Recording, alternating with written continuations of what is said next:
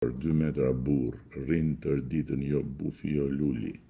S'ta ka fajin as bufi as luli që e ke gjysmën e qeverisë në burg por kërkoj llogari vetes. Alban, e para punës njëherë unë nuk rri tër ditën se po të shikosh edhe postimet këtu. E arrin kollaj konkluzionin që unë në fakt tër ditën me shumë shka tjetër.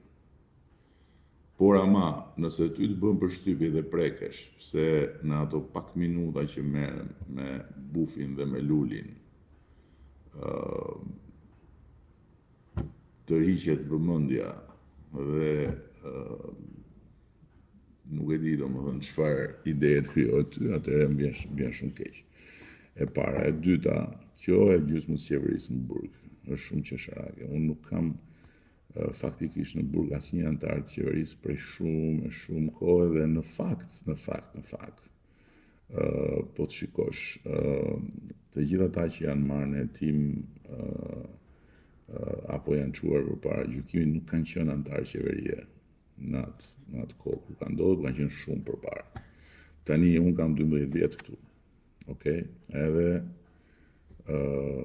në ndërkohë ajo që nuk do të harrosh as ti dhe as kush tjetër është që nëse juve flisni, ju erdhi dita, domethënë të flisni për drejtësi, për ministra, për kryetar bashkish, për personat lidhur me pushtetin politik, po edhe për ish president e ish kryeministra që janë ana tjetër e medaljes.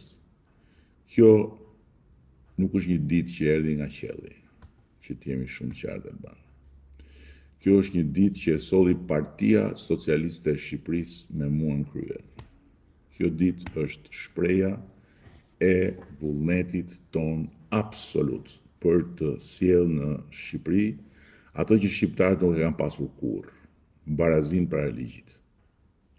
Asnjëherë nuk ka pasur Shqipëria dhe shqiptari barazi para ligjit. Kur.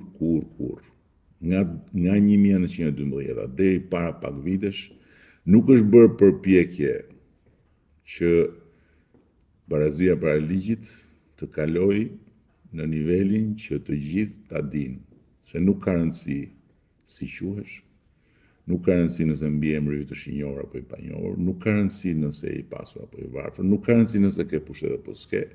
Nëse të vjen dhe të troket tek dera drejtësia, ti je i barabartë me të tjerë. Okej?